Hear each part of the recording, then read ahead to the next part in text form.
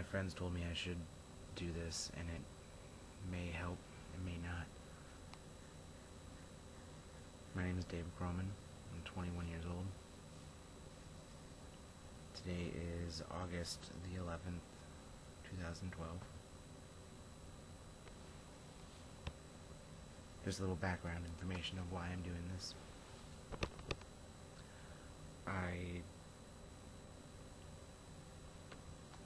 No one really knows who I am, and it bothers me. I can sit down and have a conversation with someone about anything. I can sit and talk, well, sit and listen for hours upon hours, and it doesn't bother me. Like, I'm fine. But this is for you.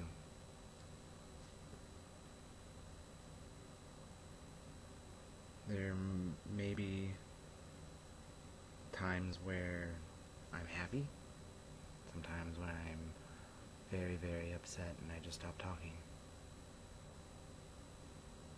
I don't know how long it's going to be. In my head, I want like an hour, but you know, that's not going to happen. I don't think I can even talk for an hour.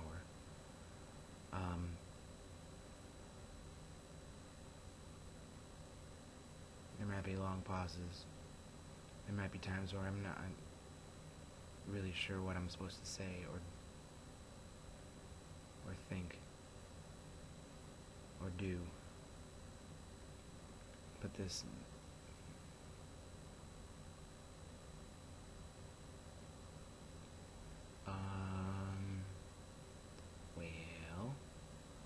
where do I start? Alright, I'm sorry. I'll get more light next time.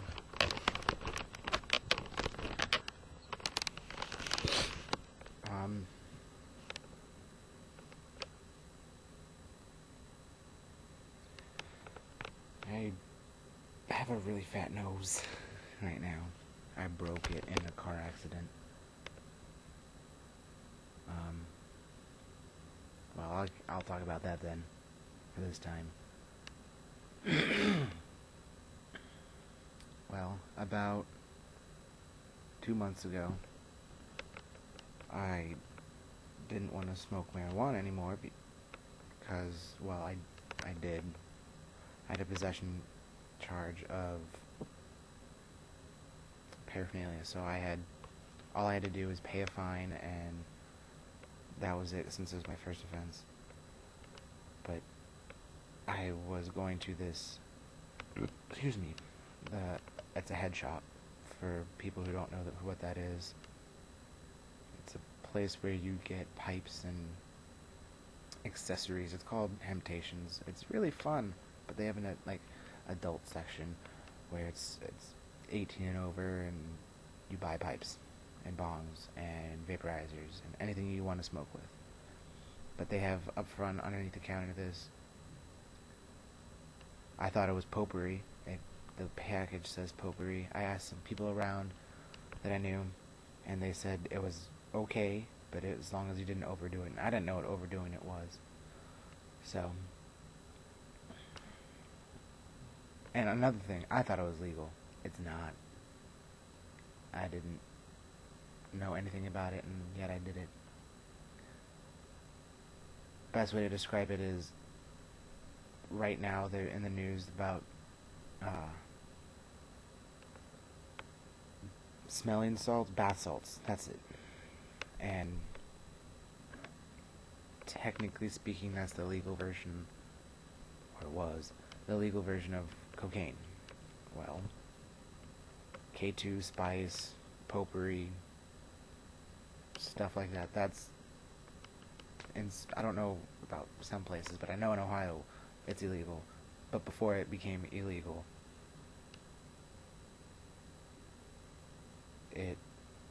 it's the legal version of marijuana. So with that being said, I thought it was something healthy. Well, it turns out it's not. I have a history, which you guys will learn later on about, of addiction and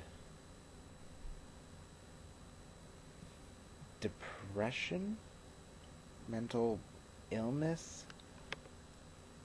I wouldn't. I'd say depression. Not mental illness, just depression. Um,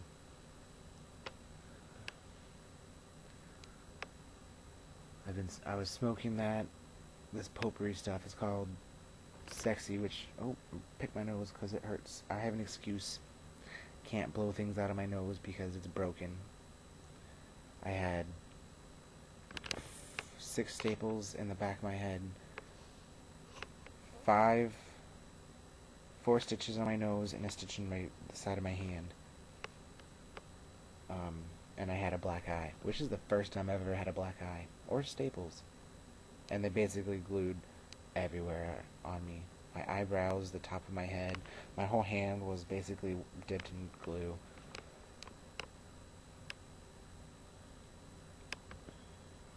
After work, it was a Sunday.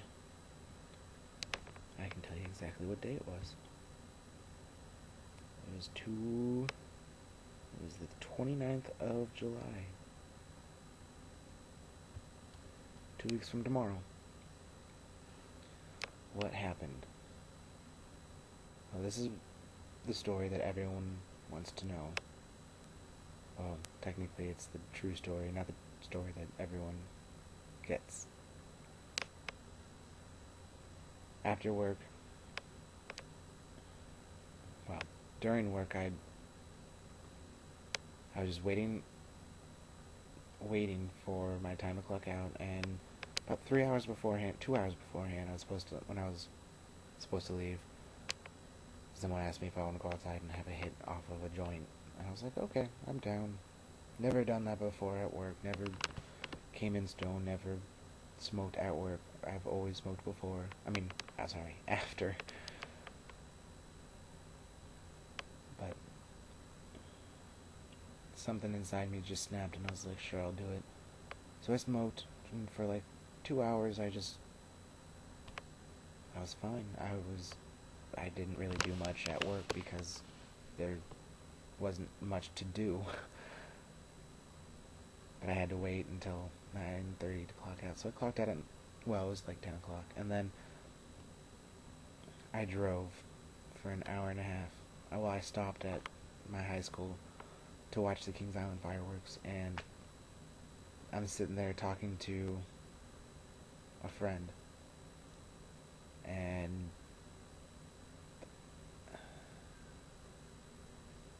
they're the ones that brought the idea of running my car off the road.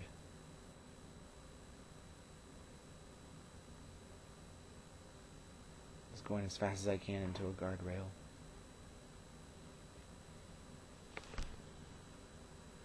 I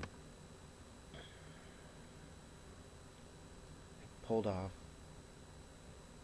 at a gas station to look up exactly where I was and tell my friend to call an ambulance, because if I'm still alive, then I obviously failed. But I told her, call someone, I'm gonna need help, I'm sorry. And I don't know how fast I was going. The last time I looked at my speedometer, I was going at least 50. I took out 40 feet of guardrail and 30 feet of trees and just decimated my car. I wanted to kill myself because I don't know. I just don't know. When I was smoking that potpourri stuff, it was just, I couldn't think straight. For some reason, I couldn't get, I couldn't understand what being happy was. I knew I should have stopped way before I even started. I knew it was bad for me.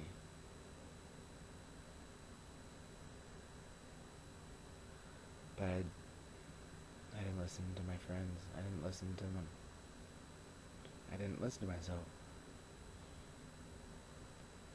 So I totaled my car, spent, I think, 14 hours in the ER, and then, here's the big kicker. Then I went to Christ Hospital on the 6th floor in their main building downtown Cincinnati, which is their quote-unquote recovery unit. It is the psych ward, basically. Well, no, not basically, it is.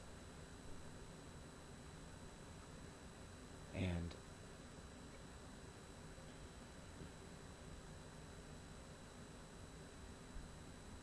it was weird. Like, I'm not depressed, I'm not suicidal, I don't want to hurt myself. And yeah, people say that, but second time I've tried, well, that's not true. Second time I've been in a psych ward, and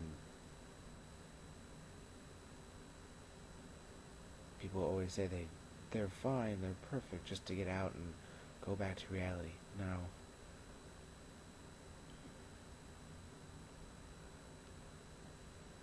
I'm not like that.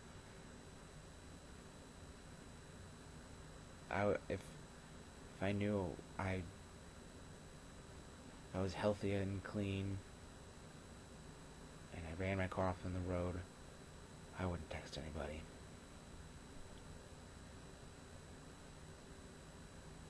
That's just my personality, I guess, but anyway.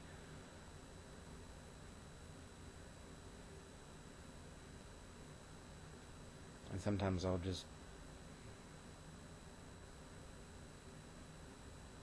felt alone. I mean, yeah, you have your parents. Everyone has parents. That they say they don't love me, they don't care for me, they don't treat me like they should.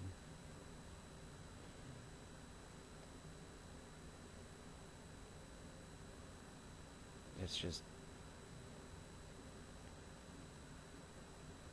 I know I have my parents, and I know I have my family and my friends, but there's just something that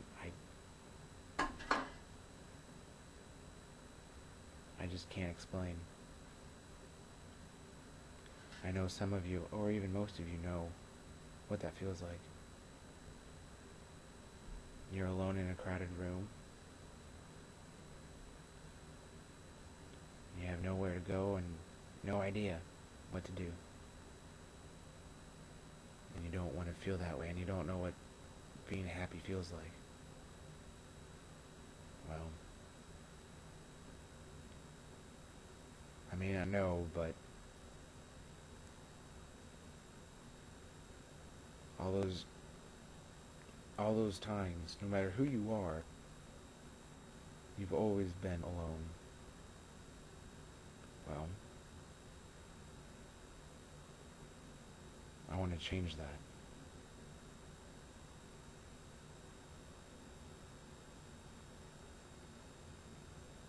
I don't want people to be alone because I know how it feels and how you're not supposed to be alone. Yeah, people have shit lives. Sorry, I cussed.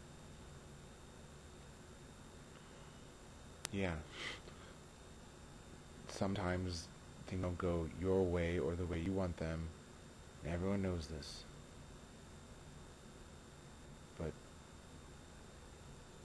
if you don't like the situation, you gotta change it. That's not what I want to say.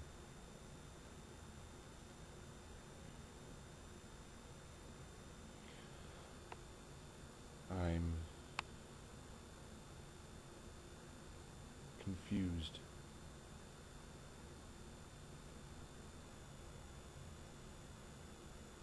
I'm not the best with words. Better not touch my screen. Better not you. Damn. Good. I don't know. I want to be there for everyone. Okay, well, yeah, sure. Everyone. You need someone? Call me. My phone's always on loud, even at work. I'll answer your text unless I'm driving. Then most of the time I'll have the guy sitting next to me answer it. Then I'll tell him what to read. Write.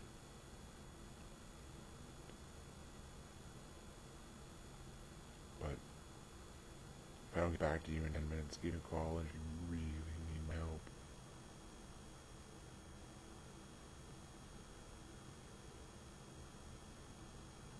You're not alone. It may feel like it, but you are not alone.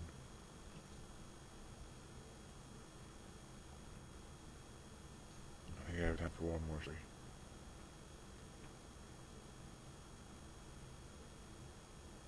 I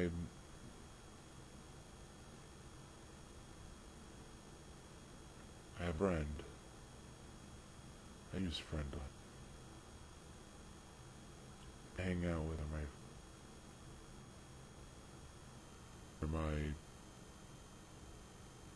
family. But she's a friend. Yeah, a friend. We're at work, and I told my friend all my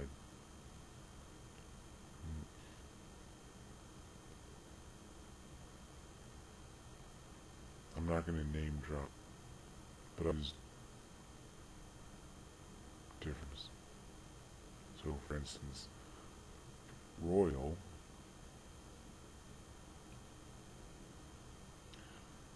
his friend from one of my friends from work, and he and I were working when she started there, and I told Royal I was gonna ask her out and get her in. I told my friend, Bill, that I was gonna get her number. They both said I should. I've never asked for his number, like, randomly.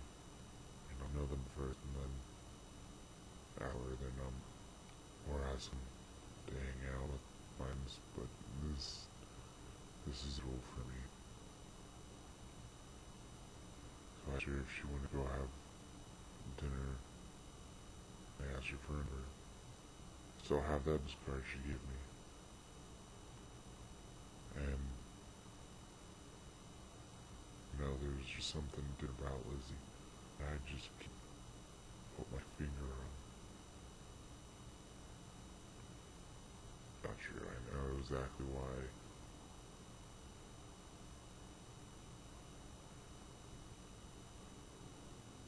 So when I finally got her and started talking to her, for some reason she's just hurting. And it's not right. If you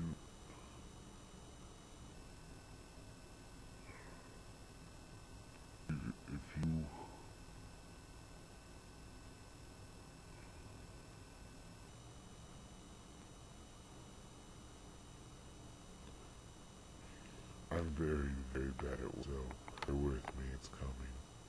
That's what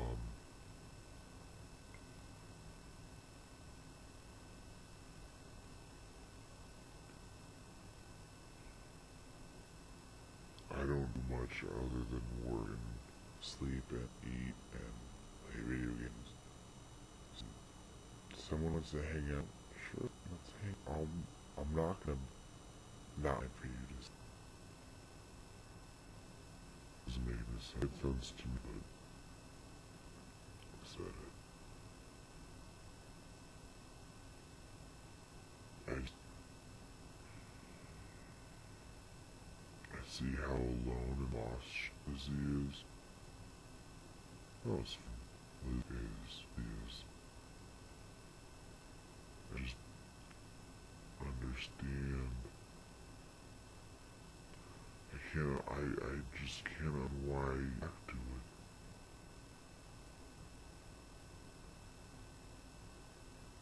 I mean, no hurt out, but I understand why. If you're if you're in a situation, you're in an abusive area, mental, sexually, or shoot, let's just go for, I don't know, more stuff. I just lost it. But you need to get things like that are unhealthy and that cry, and because you're in pain, you need to. I know it's hard.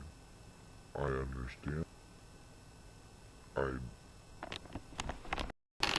told multiple friends off. I told multiple friends of friends off. I've been in situations where I died. My best friends killed themselves. Fiance because God told her told her not to get ahead of you. I'm sorry. That part advanced. I'm 20. I've poisoning. I've overdosed 3 times. I've been a fatal nuclear. In my opinion, I should have lived. I did everything I could just. The only thing I shot or break a war zone. Not sure there's a bunch of things I haven't done.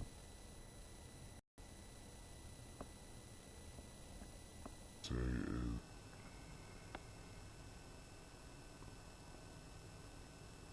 this Lizzie is and it hurts. It hurts. It hurts you in this situation.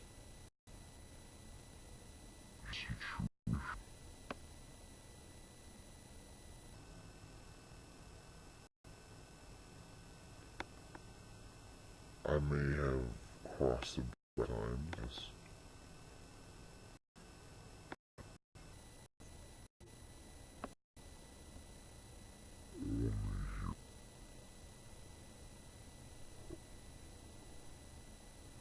Only trying a piece of you.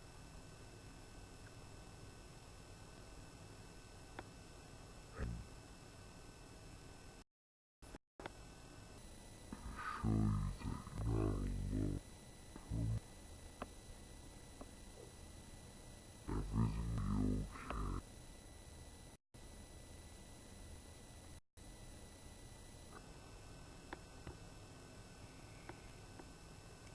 After all things I thought